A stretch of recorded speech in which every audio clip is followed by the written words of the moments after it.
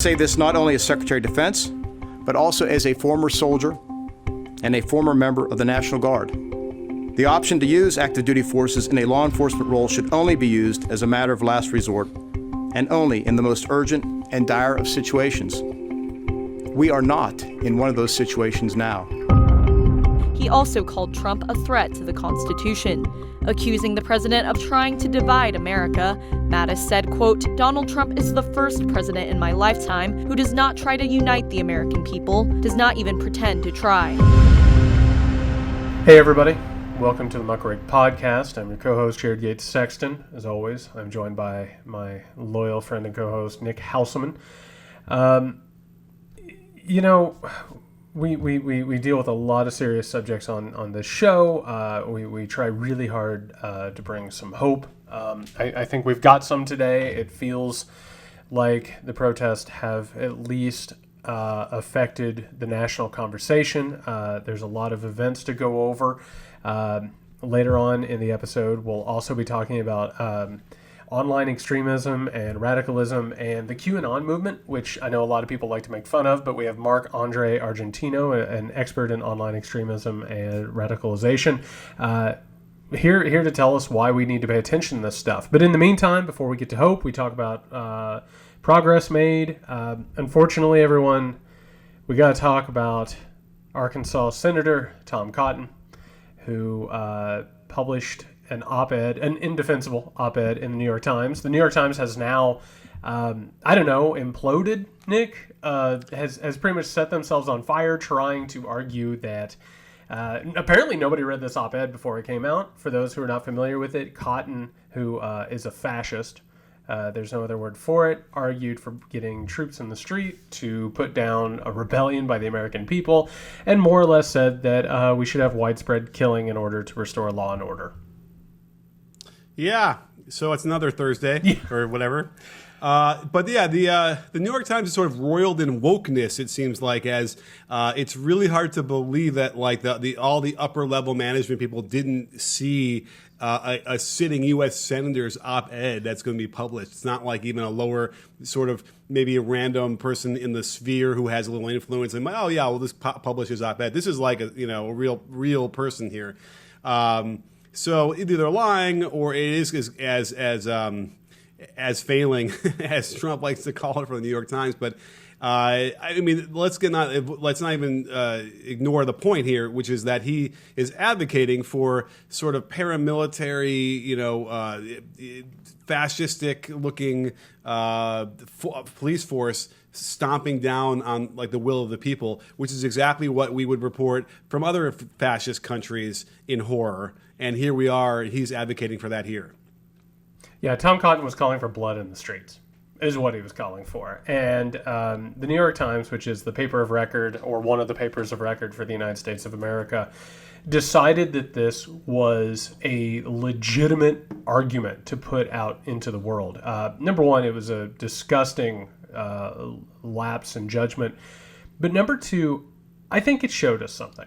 The New York Times is supposed to be one of the arbiters of the national conversation, right? They're the gatekeeper of what America is talking about. And it exposed some things.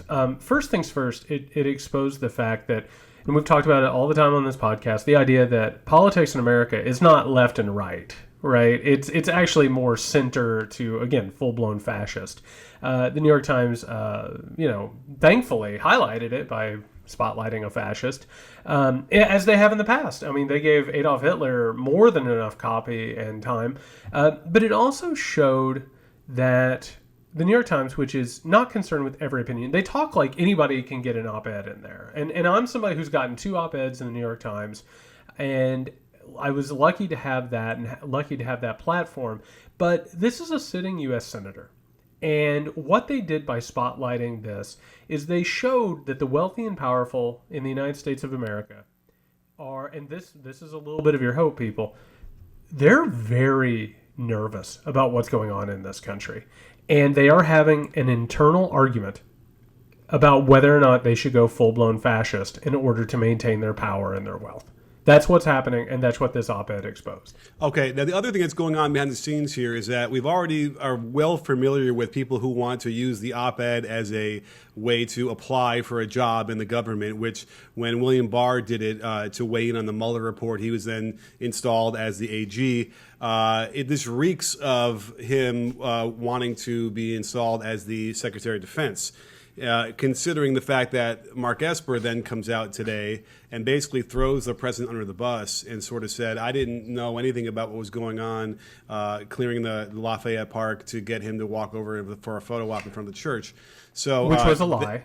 Which was a lie, right? And also, we can't forget that this person and the Secretary of Defense should have nothing to do with all of this at all. This, if you're going to say that it's a danger, it should be the Homeland Security Secretary. But also, real fast, let's not forget that it's this worm, Mark Esper, who called out to dominate the battle space or an American city. I just want to get that on the record because we don't want to let this guy get away with this. No. So, so he went from, probably Trump's, favorite hard-on that call to the governors to then now distancing himself, actually doing what he's supposed to sound like in the beginning. And that never goes over well with this president. So, and I think we've understood in the past that in the last, several months, Esper has been on his way out anyway. So this is what it reeks like to me. Now, there's apparently a legal, there's something called a law or whatever. What are laws? What are days? What are laws? But there's something about like the thing we have these called laws that would supposedly prevent that from happening, that Cotton could be installed as a Secretary of Defense. But you know what? It doesn't seem to matter to this administration anyway. So they would probably, having him the acting secretary, who knows what, because he's confirmed already as a senator. I don't even know how that would not work or work. But nonetheless, that's what it reeks of to me as well. Although it's interesting because if you're looking at the numbers, this is a sinking ship. Any appointment you get now ain't going to last beyond, January of 2021, in theory, unless they know something that we don't. Well, we had a development this evening before we started taping where Donald Trump shared a letter on Twitter from John Dowd, everyone's crazy uncle. Wait, I use the word ogre, and I think after Shrek, ogre is not the word it needs to mean anymore, does it? It's not gonna get it done anymore. John Dowd, who to say that the letter was racist and bigoted and nearsighted is to be kind, first of all. Second of all, Trump quoted him in this letter as saying that the protesters weren't real, which, by the way, Nick, it's George Soros paying everybody in America who dislikes Trump, which means the majority of America, the broad majority of America, is apparently on George Soros's payroll. Just waiting for my check. Which is as anti-Semitic and disgusting as it gets, said that the protesters weren't real, they were not peaceful, and that they were terrorists. And for anybody who has actually paid attention to Donald Trump's political life, one of his favorite applause lines, and this is about Tom Cotton, this is Ted Cruz as well, that all terrorists should be killed, all of their families should be killed. Trump bringing up General Pershing multiple times, talking about how terrorists should be lined up and shot in the back of the head without a trial. War crimes, murder, execution. Meanwhile, everybody knows this. Lately, it's been a lot of talk about no quarter given from somebody like Tom Cotton, who is auditioning for either Secretary of Defense so he can bomb every country in the world and start World War III, which he'd be thrilled about, or to maybe be the next fully fascist and openly fascist president of the United States. Well, I feel like we have to parse this a little bit because we all know, and that's what they're saying. They're saying not all of the protesters are terrorists, just the dark ones, right? I'm sure it's those are the ones who are the terrorists here. And it's also so petty because in the background of what this letter is responding to is what Jim Mattis said, which is coming from a general who was working in the cabinet with the president, and who has probably been accused of being a coward for not speaking up earlier when he resigned. For him to say what he said was actually pretty impressive. And some folks seem to think that might, stem the tide or turn the tide, whatever the word is, the phrase, and cause more Republicans to sort of at least stop in their tracks for a minute before, following Trump. So we've got a growing audience. So for people who are listening to this for like the first or second time, we just want everyone to know that we do not just give all these people a free pass for what they have done. Mattis should have spoken up loudly and earlier at multiple occasions, and was instrumental in so many of the cruelties and crimes of the Trump administration. I'm glad he spoke up.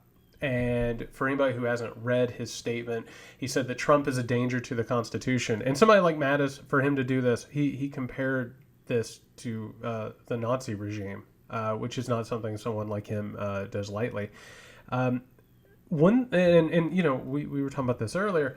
There are all kinds of memos going around from like the Joint Chiefs of Staff telling military members and service people to obey the Constitution. Obviously, a nod to the idea that Donald Trump might ask them to declare war on their fellow people. We have a lot of people right now who are discovering consciences that they needed to discover a long time ago, but you're welcome to them, right? This is a growing thing. And this is what I want to say, and this is unfortunate and true. Trump is scared. Like, he's terrified right now. It's not just hiding in a bunker and being exposed as a coward. He's growing more erratic by the day, which, I mean, saying that out loud is just terrifying, right? The idea that he is. But the jig is up on these people. The conversation in this country has changed. We're seeing people talk about Black Lives Matter and reforming law enforcement in this country. People I never would have expected. And it's obvious that most of the country has seen the murder of George Floyd as something that's inexcusable, and that there has to be reform and there has to be some sort of addressing of issues. And it is obvious that Trump is on the losing side of this thing. And people like Tom Cotton are on the losing side of this thing. And the more that they're calling for death and destruction and blood in the streets, the more it's obvious that they're scared. And people need to understand that, because these people were fascists before this moment. It just so happens that fascists, when they see their power slipping, the mask starts to slip. They grow desperate. And so this is a moment of danger, but it is a moment of hope. And people need to understand that. Yeah, I mean, it's revealing. And remember, it's not just because you could say, all right, he's afraid of losing the election, right? People lose the election. People are only one-term presidents. It's not the end of the world. But again, what I can always come back to is that his primary motivation for getting reelected is to at least postpone him going to prison. And he knows this, and that's a huge reason why he feels he needs to get elected. I feel like without question, and give him 4 more years, and then we're really going to be in trouble. He'll then, without having the fear of another election to run for after 2020, will then be able to completely put into place what he's been trying to do and overcome the obstacles he's had. By the way, as these people are peeling off, they were asking for responses from senators about Mattis's letter, and it was just cowardly response after cowardly. I have a lunch to get to, all that bullshit. But Lisa Murkowski actually did acknowledge that what he said was the truth, and that was things that were needed to be said. Did you happen to see Trump's tweet that happened 20 minutes ago? Yeah, he's going to be in Alaska 2 years from now going after her. Yeah, he's already trying to get her out as it is for her record. I wish he would do that with Susan Collins too while he's at it, because it seems to me that a Democrat would be able to take that seat pretty easily. And so that's just more just desperation of anything. Can we talk quick for a second about the crowds though? Because I do feel like I don't want to gloss over that, and I think that's sort of what's going on behind the scenes here. The whole thing about Antifa, is interesting to me, because it's the only thing that they're going to reference when they're talking about terrorists, right? They're talking about the problems with these crowds and protests and why they need paramilitary troopers coming in and dominating the space. And by the way, maybe the possibility that they're hiring mercenaries, because these people will not reveal themselves. There are rumors flying that Eric Prince and Blackwater have been hired to declare war on the American people.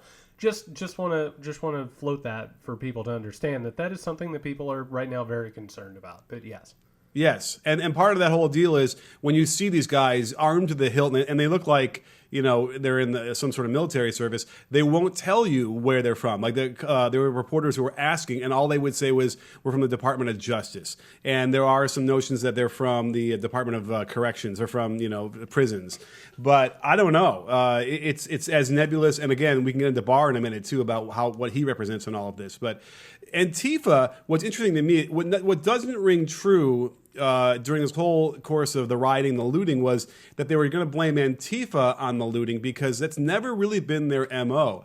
Their MO is to dox, white supremacists and out them wherever they might be. They're also there to harass people who are marching for white supremacy and all these horrible things that they feel like they're under their First Amendment rights they're allowed to do. So I've seen that, but I've never seen any notion of Antifa like looting stores and making this about benefiting themselves monetarily. So this is all ringing very hollow to me when they're using them as a scapegoat. And I want to make sure that people understand the historical context of that. Well, there's no such thing as Antifa, first of all. It is a philosophy and a state of mind. There are people who have identified themselves as being Antifa in loosely grouped organizations, but it's not actually anything besides anyone who criticizes Donald Trump, who he now has declared terrorist and, has said that he's more than happy to kill them and execute them. There's a possibility that anarchists are doing this, I'm sure that they are out there in the world, and I'm sure there are people out there committing crimes. And meanwhile, by the way, I'm glad that this got brought up. In our emergency message last week, we talked about white supremacists working behind the scenes to escalate this stuff. Nevada just is prosecuting 3 white supremacists who were caught dead to rights doing this. Meanwhile, reports keep rolling in that there are teams of 2 to 4 of these people out there, sowing chaos. Who has any idea what's going on? I want to throw this out there because I think this is important, and this is something that is. For lack of a better phrase, it's really pissing me off, and it's really frustrating me. It's not just about marching out there peacefully, right? And in one hand, I think people talk about the idea that looting or destruction somehow or another disqualifies what people are doing. But I think that there's an alternate narrative going on here, and unfortunately, this is something that our news media has pushed. And by the way, let's just put it where it's at. And we talk about hard truths on this podcast. CNN and MSNBC, sure, in their focus and the way they present news, you could say that they're center left or left, whatever you want to say. But they're also corporate-owned news, right? This is they favor sort of the economic order that we're in. They will occasionally give you liberal viewpoints. They are covering this thing as if the only focus is to make sure that George Floyd's killers are prosecuted. That's not what's happening. I was watching a little bit earlier, and unfortunately, they have stopped going into the crowds. I was talking about this on Twitter the other day. When it started, they were in the crowds constantly, talking to people, what's going on, and everybody said, we want wide systemic reform and change. I just watched it a little bit ago, and they grabbed a guy, and they were like, does it end if these people get prosecuted? And he goes, no, this is about 400 years of white supremacy and racism. People want big, giant systemic change. It's not just enough to go into your cable news studios and talk in front of B-roll footage of drone footage of the crowds and have the same stale old opinions. People aren't out there for just like one thing, right? They're not out there just for like punitive damages. Like this is about a big, giant reckoning with America's issues, and I think people are failing to understand that and grasp that, and that's really unfortunate. Well, here is one of the things is that I can almost understand why they don't want to send their reporters out in the field anymore, because we keep seeing reporters arrested and attacked. Hold on. I'll do it. Okay. There's plenty of people like me that aren't welcome on cable news because we don't toe the same lines that these people do. I'll do it for free. Get me some. I'll take a camera out there. I'll do it myself, and I'll tell you what. I know another couple of dozen people who are more than willing to get out there and do it for free. Right. I agree with what you're saying, that it is dangerous out there. But as somebody who's reported from riots and somebody who knows a bunch of other people have reported from riots, people think it's important and it's historic and they should go out and do it. I understand what you're saying. Like, Right. it is dangerous and maybe people shouldn't have to go out and take risks that they don't want. But there is an entire generation of people who believe in this stuff and are more than willing to get out there and put our skin on the line. And I would at least be protesting right now if I wasn't just afraid of COVID-19. That's my big issue right now with all these crowds, and we don't know what's going to happen in the next couple of weeks of what the testing is going to look like, or cases. But It's going to spike. the other thing, I mean, it seems like there's no other way around it, and because they're so tightly packed together, and not a lot of masks and stuff. But the other thing that I've been seeing a lot of also, which would give anybody pause, which isn't necessarily, it's these protests are growing. And so we need to talk a little bit about what this is about, because the Venn diagram is starting to overlap with a couple different other circles. There's no question that the Trump administration is another object of ire for a lot of people who are protesting, particularly because he is stoking this. When you have, there's an account of a guy named T. Greg, he changed his name, T. Greg, credulous propagandist Doucette. And he has literally created a thread of over 150 videos of just regular people getting roughed up by the police. And without instigating, without doing the things that Trump is sort of dog whistling about. That is so concerning to me that the training of the police, I guess, clearly is mandating that they behave this way. It just needs to be completely torn down and retrained from the bottom up. Yeah, so this guy's account, and again, I'm glad you brought this up. It is Greg Doucette. It's GREG_DOUCETTE. And that account has been keeping incredible track. I mean, we're watching people getting beaten left and right. They're getting trampled by horses. The cops are like driving through crowds and opening their doors to hurt people. I mean, the actual truth on the ground is really ugly. And for us to, and the unfortunate truth of all of this is that the way that the cable news and sort of publications treat this is, it's like a story, right? All of this stuff is like a narrative. It has a beginning and an end. And if you've ever watched CNN after a national tragedy, you know the narrative, right? It's the day after the mass shooting. They come to town and everybody's shocked. We never thought it could happen here. You talk to a few people, and then for a couple of days there's a vigil, and then maybe the president, if he's not a giant piece of shit, comes to town and, makes people feel better. And then there's like one more day, and then they go on to the next shooting. This doesn't fit that. What is it, day 8? Is that right? Okay. It started last Friday or last Thursday, so yeah, it's at least a week. It's day 8, and today was the memorial service for George Floyd. And you if you watched any of this, it's obvious that they're treating it like all of these other narratives. And actually, in the research for my new book, I found that this coverage started with the Oklahoma City bombing. That's where they learned to cover national tragedies. This thing's not just a national tragedy. It's a national tragedy turning into a national movement. And not just national, we've talked about it. They're all over the world. The people all over the world are showing solidarity for what is happening in America.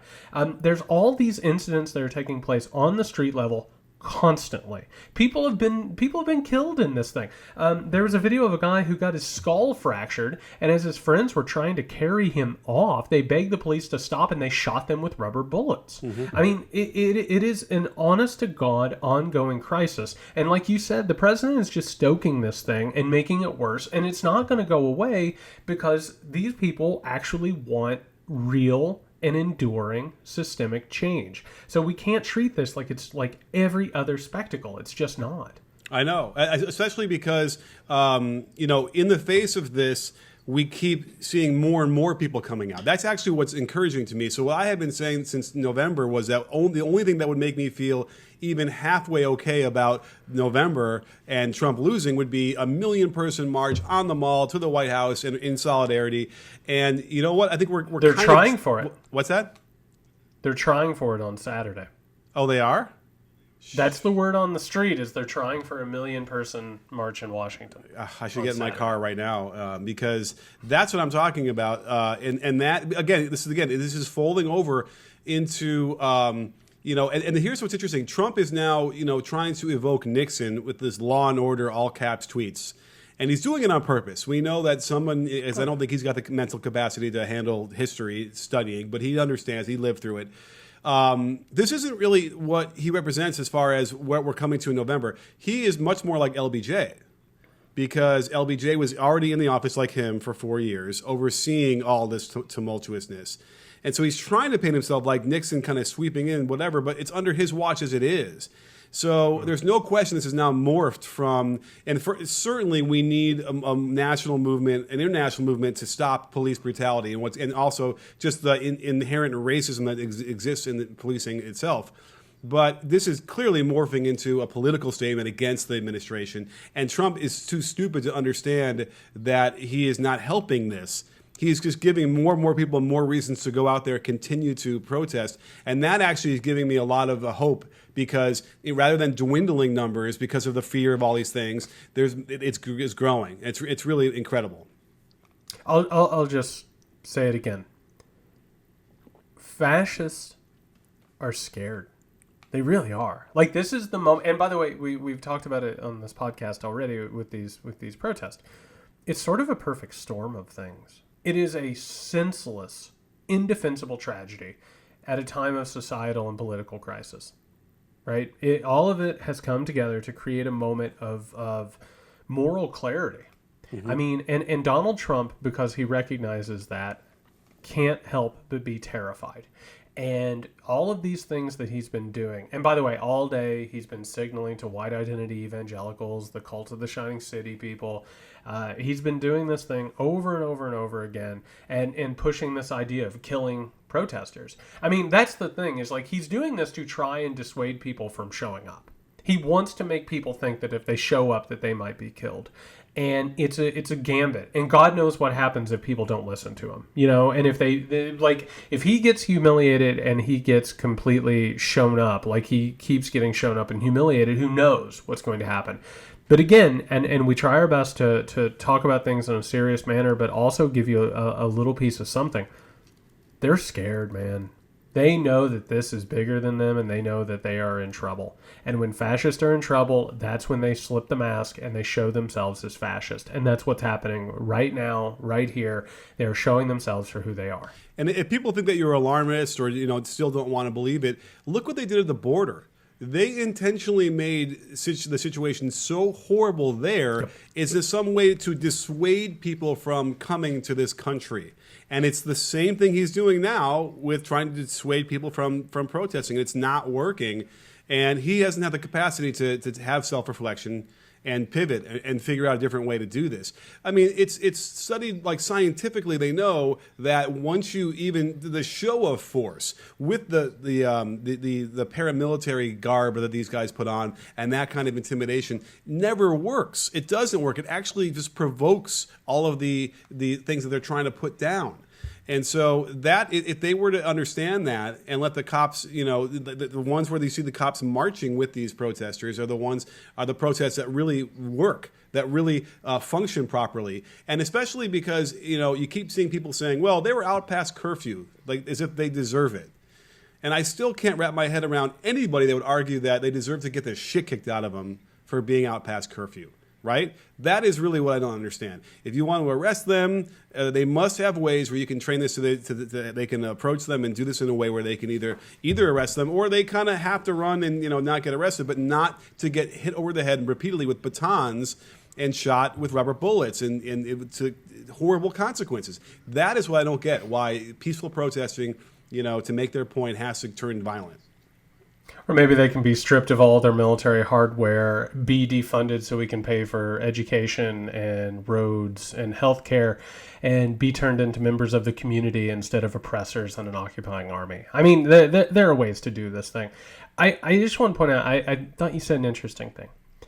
The clothes that they wear, the things that they do. They all clad themselves in black. They wear the Punisher's skull. They've got all the fascist iconography on their trucks and stuff like that. And this is an old tried and true trick of the Nazi regime, of the Third Reich. You adorn yourself with death's head, and you take on the personification of death and fear. Do you know why? Because you're a coward.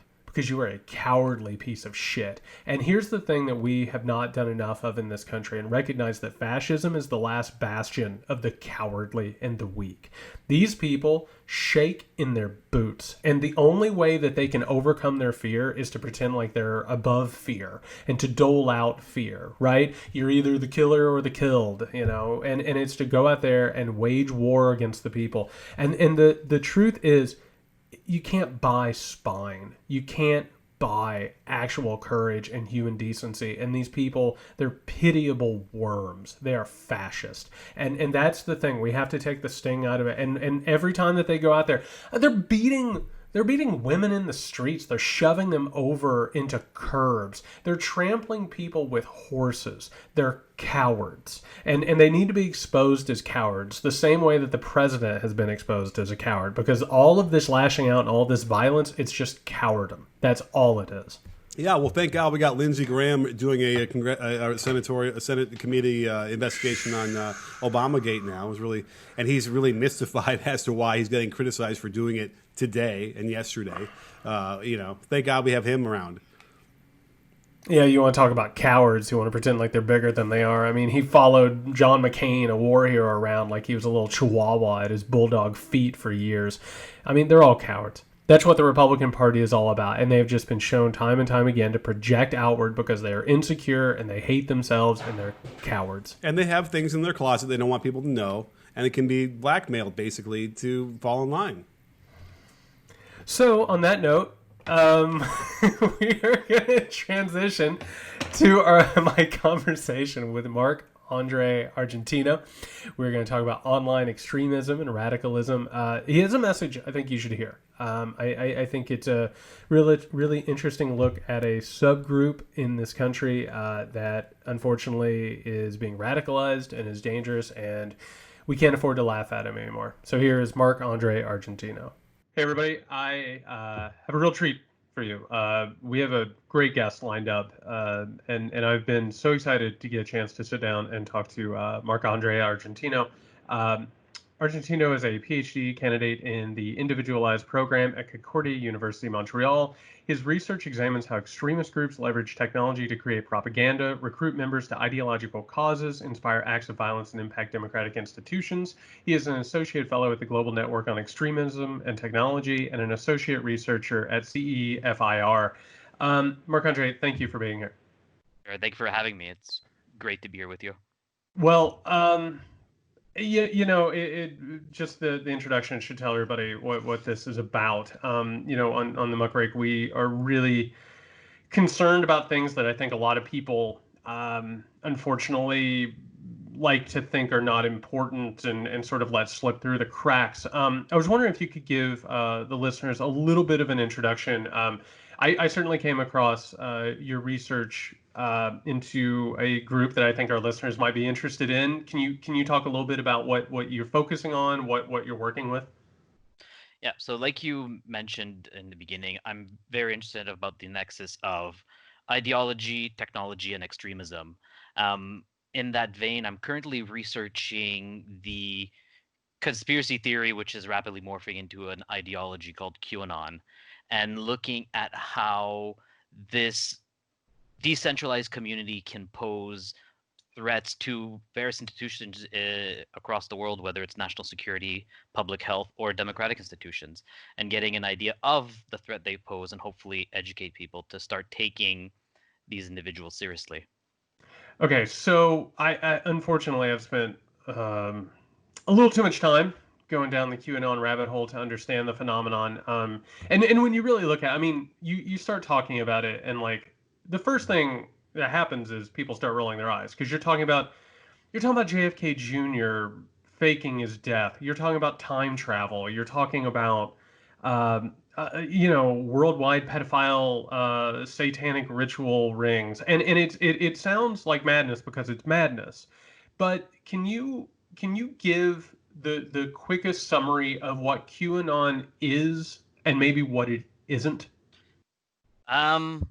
So I guess the quickest way to describe QAnon is a movement that probably started as a LARP or a troll online and it morphed to conspiracy. And it started on the typical introduction. This thing started on 4chan in October 2017, with some individual basically posting Hillary Clinton will be arrested between 7:45 a.m. and 8:30 a.m. EST on Monday, October 30th. That obviously didn't happen. And their central tenet of belief that they focus on is that the world is run by a cabal of satanic child sacrificing elites, and they control all the politicians, the media, Hollywood, you name it.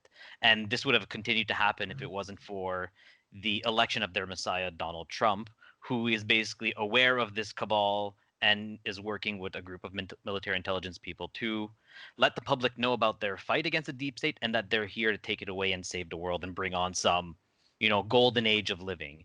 That's the core belief, and it's important to know that this is what would be called a type of umbrella conspiracy theory, where you name it, it's part of the movement. As long as you're not a flat earther, they'll take in your conspiracy theories and bring you in and morph that to their belief system. So it's really far-reaching, all-encompassing, and I guess it is important to highlight that it does have a strong nexus, especially in the U.S., to evangelical and neo-charismatic movements. And I think that's a key element to keep in mind, especially in the current environments we're in.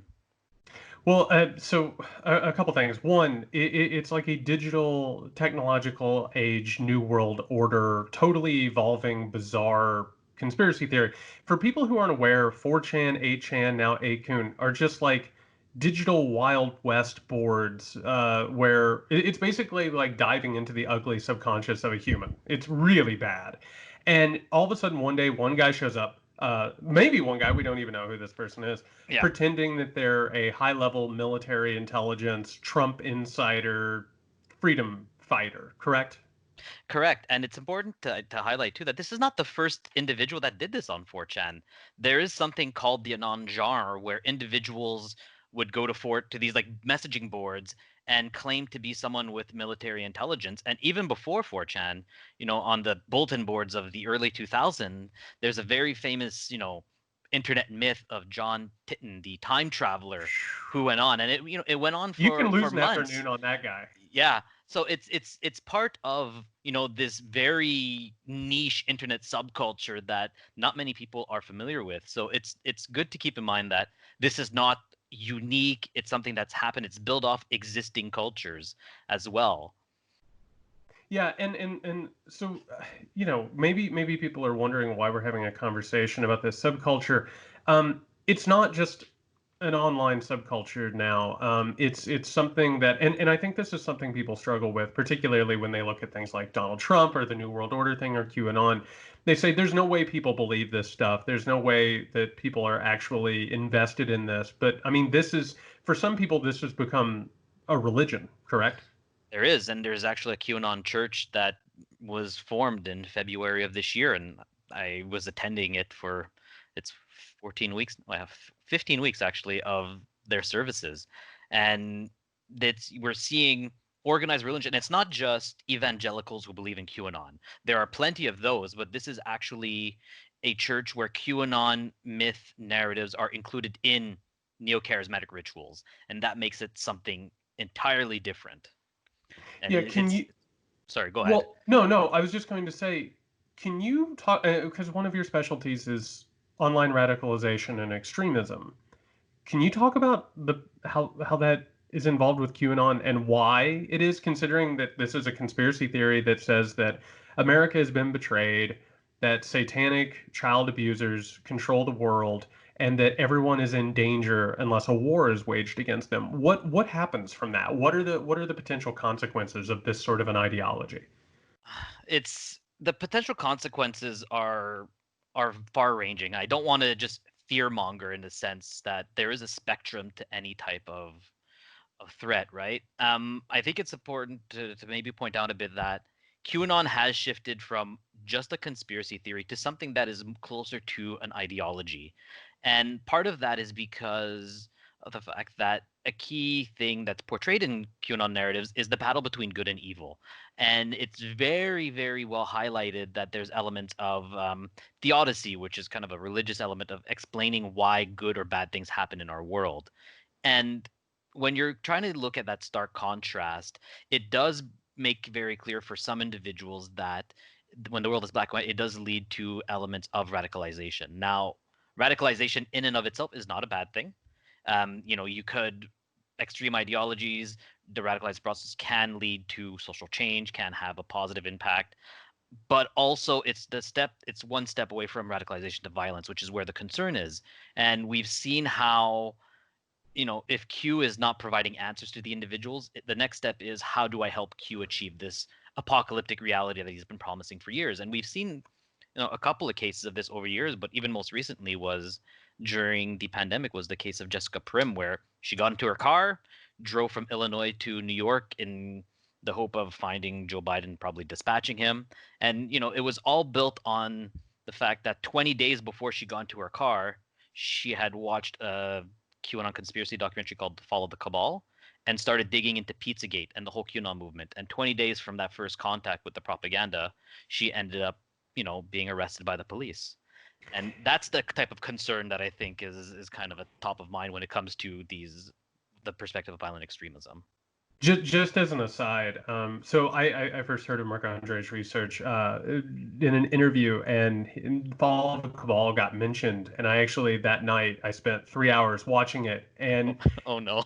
and I have to tell you, because that's one of the things, not to make light of this thing, right? Because I think there are elements of danger in this, but I went into it expecting, well, maybe it will be like conspiracy theory and paranoid, but I expected it to be coherent to a more extent. Does that make sense? Because it is just it's like throwing it's literally like throwing darts at a dartboard and just making connections from that, which is, I think, symptomatic of what this movement is and how decentralized and how evolving it is, right? Yeah, and it's something unique to that I found in QAnon, in the sense that prior to researching this movement, my research had focused on ISIS. And there's kind of a logic to, Islamic extremism, or even like neo-Nazi or white supremacy. There is a kind of logical narrative and a mindset behind these individuals to what leads their belief system and why they would act. Whereas QAnon, it's very hard to understand the impetus for individuals to continue believing in this, because, like you said, it's so far right ranging. It's kind of like throwing spaghetti at a wall, right, and hoping something sticks. And I've had enough time that I could start understanding and getting used to this type of content. But they're using like stuff like Fall Cabal to red pill people and start believing this content. And the QAnon Church, for the first 10 weeks, they were using, the 10 segments of this video to educate people into QAnon who were never familiar with it. We've seen Jessica Prim consume it, and it's one of the red pilling videos, but when you sit there and watch it, it's just, what am I watching? It's nonsensical, and I don't know what that reflects of within our society or within individuals that are being red pilled by that. Yeah, I'm fascinated by the intersection there of the two things, because I think there's the beginnings of the ideology, the religion of it, right? Because so much of this has to do with evangelicalism, and which has attracted plenty of conspiracy theory narratives that have been latched on.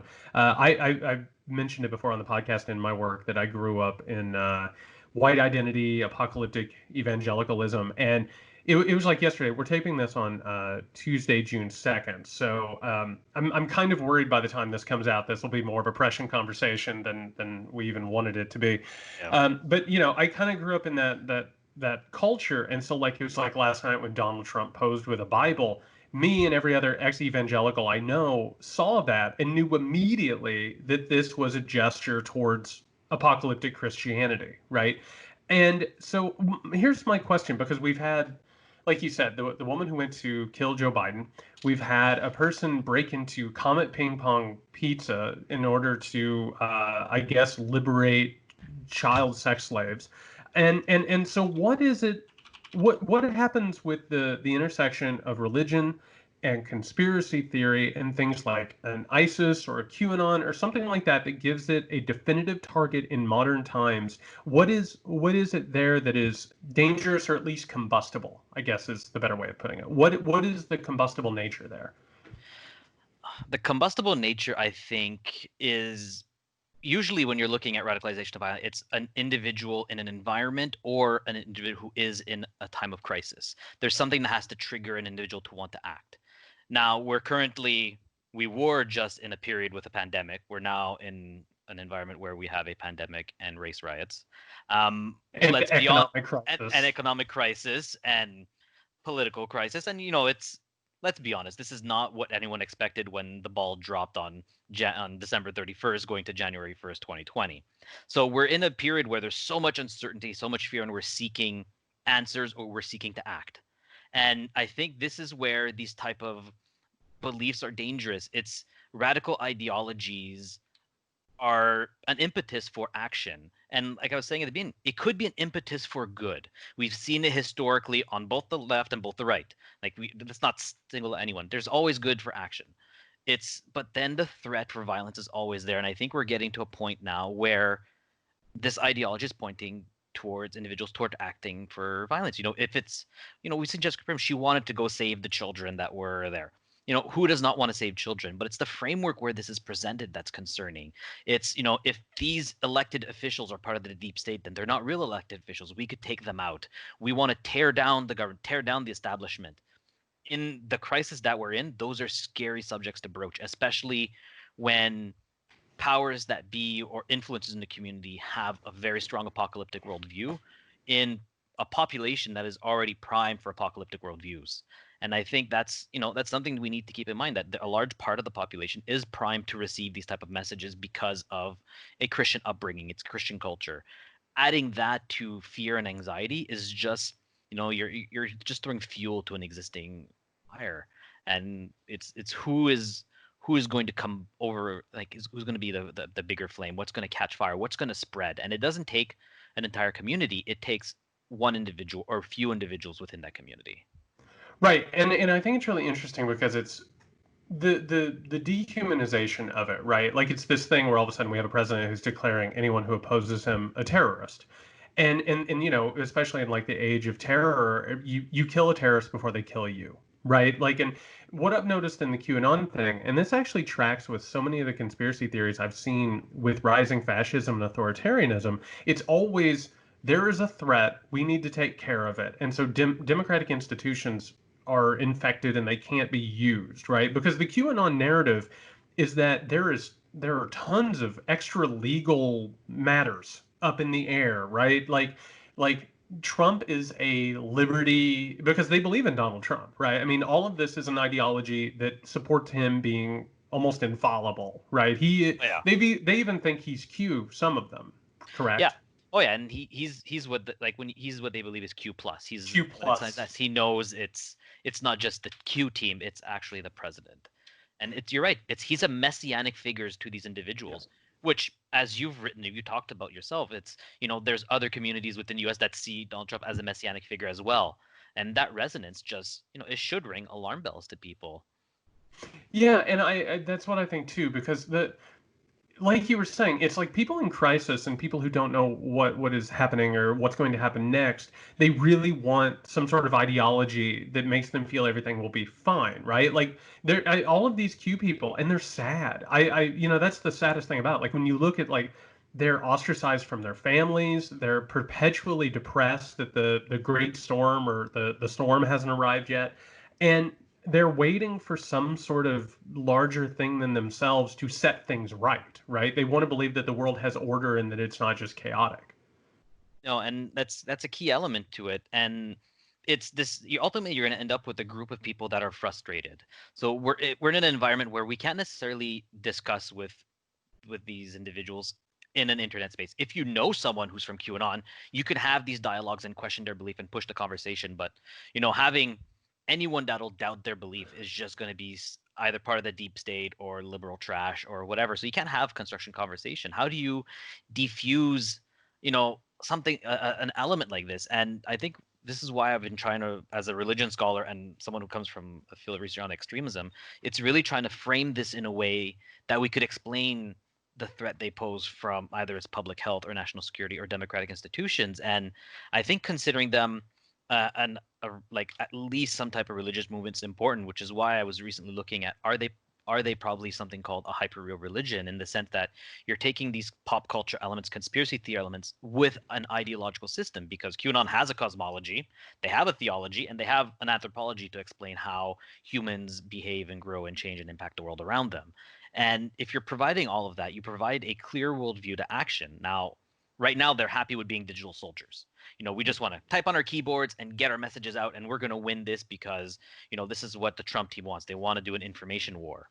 That brings a lot of questions when it comes to democratic institution and election year. Yeah. But now we've had 4 years of frustration. There's no arrest. The deep state is still winning, apparently.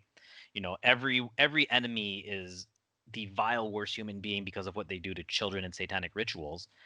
The next concerning step is, when you're especially seeing a rapprochement between QAnon and some far-right groups, is where is there going to be a coalescence of extremist groups and these prime digital soldiers to move offline?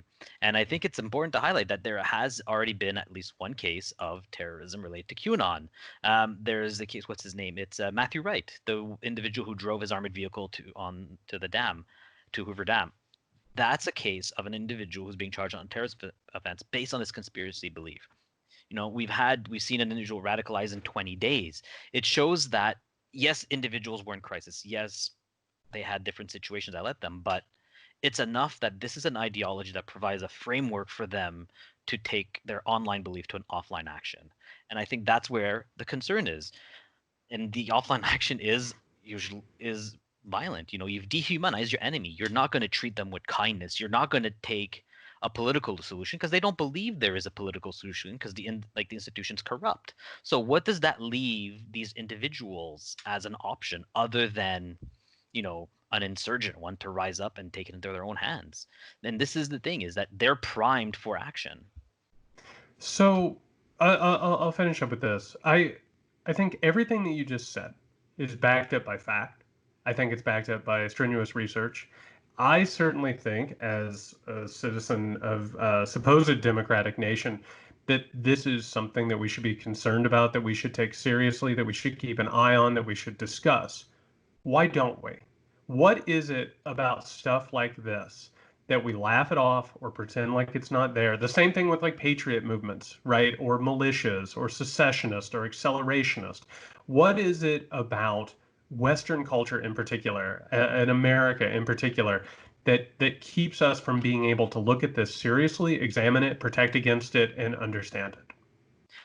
Honestly, I think is, for when it comes to QAnon specifically, is no one realizes what they are, is that they're no longer this funny community you could laugh at. Everyone is very used to looking at the superficial movement and this is so absurd, it makes no sense, there's just weird people that believe this, or they're just trying to make money. But it's important to keep in mind that their conspiracy theories are being spoken now at the highest levels of power. It doesn't mean those speaking them are from QAnon, but it means that the narratives that they have amplified and spread are reaching ears of those who are decision makers. And we've seen it in Italy, where a politician was promoting Bill Gates' anti-vaccine conspiracy theories.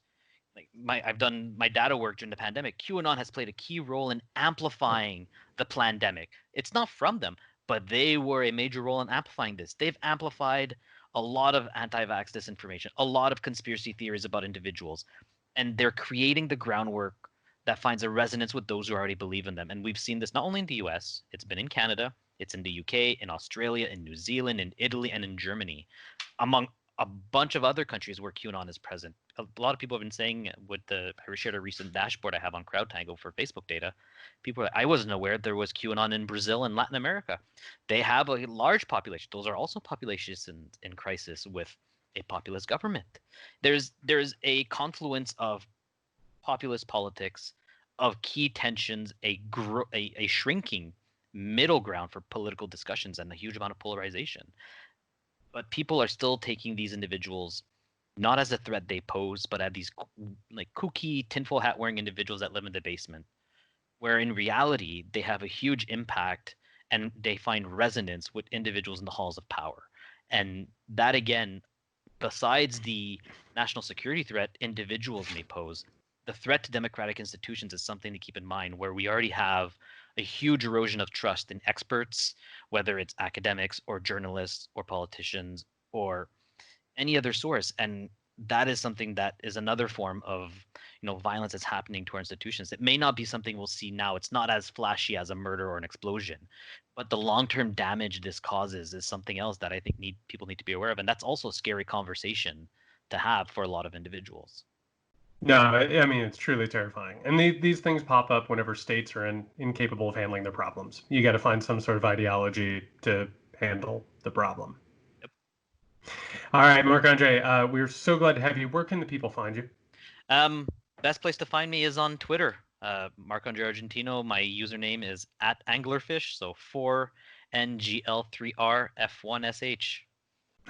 Thank you so much for coming on, Marc-Andre. Thank you very much for having me. All right, everybody. That was Marc-Andre Argentino, an expert in online extremism and the QAnon movement. I hope you found that informative. I certainly did. It gave me a lot of stuff to think about in terms of what this country is dealing with and where we're going. In the meantime, thank you everybody for listening to another episode of the Milk Crate Podcast. If you're interested in more from us, you can find Nick at Can You Hear Me SMH. You can find me at JY Sexton. Don't forget YouTube. You can watch us on YouTube. Oh, yeah, you can come see our beautiful faces on YouTube. We thank everybody for listening and all the support. It's really been overwhelming lately, and we are just extremely grateful. People have been asking how they can help out, what they can do for us, if we have a Patreon. We don't have a Patreon, but what you can do if you really want to help us out, share our episodes, tell people about this, like us, subscribe us. All that makes a difference. I know that's weird, and I know you probably hear it everywhere else, but it actually does make a difference. And right now, things are blowing up with this podcast, and we could not be more grateful. So thank you, everyone. In the meantime, we will be back hopefully next week. We don't have to do an emergency episode this weekend. Fingers crossed. Things are getting hairy out there. Stay safe, everyone.